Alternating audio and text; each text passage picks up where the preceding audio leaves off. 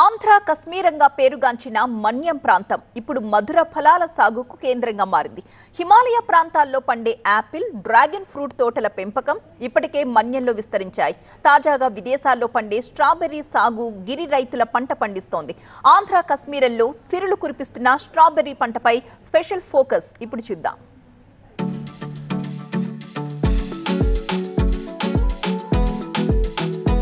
Western countries లో పురుడు పోసుకున్న లవ్ ఫ్రూట్ స్ట్రాబెర్రీ ఇప్పుడు మన దగ్గరే పండుతోంది.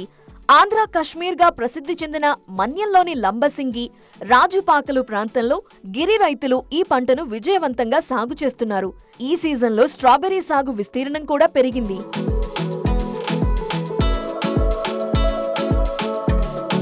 రుచి, పరిమాణం, ఆకారం ఆధారంగా స్ట్రాబెర్రీలో 500కు పైగా రకాలున్నాయి. లంబసింగి ప్రాంతంలో వింటర్ డాన్ అనే రకాన్ని రైతులు సాగు చేస్తున్నారు. స్ట్రాబెర్రీ మొక్క అడుగు భాగంలో ఫలాలొస్తాయి. బెర్రీలు నేలకు తగలకుండా మొక్క చుట్టూ ఎండుగడ్డి వేస్తారు. అందుకే దీనిని స్ట్రాబెర్రీ అని పిలుస్తారు.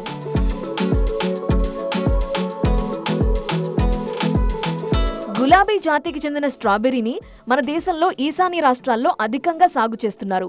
వీటిని అన్ని కాలాల్లో పండిస్తున్నప్పటికీ శీతల వాతావరణంతో కూడిన వేసవికాలం సరైన సీజన్. ఇలాంటి ప్రత్యేక వాతావరణం మన్యంలో ఉండటంతో స్ట్రాబెర్రీ సాగుకు అనుకూలంగా మారింది.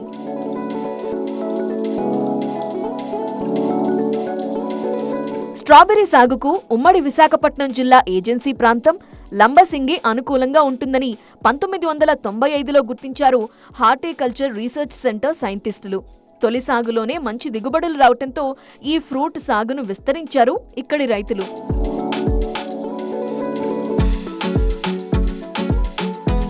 లంబసింగిలో గత 4 ఏళ్లుగా స్ట్రాబెర్రీ సాగు విస్తీర్ణం పెరుగుతోంది.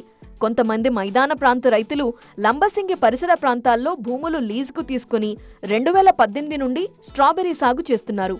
2020 నుంచి స్థానిక గిరిజన రైతులు కూడా స్ట్రాబెర్రీ సాగు ప్రారంభించారు. ప్రస్తుతం లంబసింగి, రాజుపాకలు, గొందిపాకలు, సిరిపురం, లబ్బంగి, చీకటి మామిడి, చిట్రాళ్లగొప్పు గ్రామాల్లో 50 ఎకరాల్లో స్ట్రాబెర్రీ సాగు చేస్తున్నారు. నా పేరు భాస్కర్ రాజు. ఈ రాజుపాకల చింతపల్లి మండలం నుంచి ఈ స్ట్రాబెర్రీ తోట చేస్తున్నాను. స్ట్రాబెర్రీ తోట ఉంది. నేను గత 8 సంవత్సరాలుగా స్ట్రాబెర్రీ పండిస్తున్నాను. ఈ సంవత్సరం చలి బాగా తక్కువ ఉండటం వలన, మన తుఫాన్ యాక్ట్ వలన స్ట్రాబెర్రీ దిగుబడి బాగా తగ్గింది. అయితే ప్రతి సంవత్సరం మంచి లాభాలు వచ్చి మంచి దిగుబడి వచ్చేది. ఈ సంవత్సరం చలి బాగా తక్కువ ఉంది. దానివలన దిగుబడి బాగా ఎఫెక్ట్ పడుతుంది. ఇది మహాబలేశ్వరం నుంచి, పూణే నుంచి టిష్యూ కల్చర్ మొక్క తెస్తామండి. ఒక మొక్క ఇక్కడికి వచ్చినప్పుడు 10 నుంచి 11 రూపాయలు పడుతుంది. కొంచెం పెట్టుబడి బాగా ఎక్కువ. ప్లస్ మనం ఏంటంటే బయో వాడటం వల్ల మనకి దిగుబడి తక్కువ వస్తుంది, పెట్టుబడి ఎక్కువ అవుతుంది. ఈ సంవత్సరం అయితే బాగా తక్కువ ఉంది దిగుబడి అయితే. మన్యం ప్రాంతం ప్రకృతి అందాలకు నెలవు. పర్యాటకుల తాకిడి ఎక్కువే. లంబసింగి పరిసర ప్రాంతాల్లో పండుతున్న స్ట్రాబెర్రీలను పర్యాటకులే అధికంగా కొంటున్నారు. రైతులు పండించిన స్ట్రాబెర్రీల్లో 80% స్థానికంగానే అమ్ముడవుతుండగా మిగిలిన 20% మైదాన ప్రాంతానికి తరలిస్తున్నారు.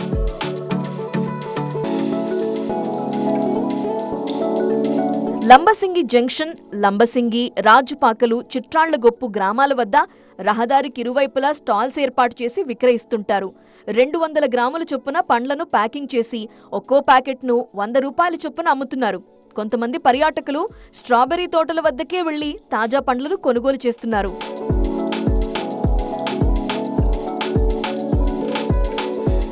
మన్యం ప్రాంతం స్ట్రాబెర్రీ సాగుకు అనుకూలంగా ఉంటుంది అంటున్నారు ఉద్యాన పరిశోధన కేంద్రం శాస్త్రవేత్తలు. నేల ద్వారా సంక్రమించే తెగుళ్లపై జాగ్రత్తలు పాటిస్తే మరింత నాణ్యమైన దిగుబడి వస్తుందంటున్నారు.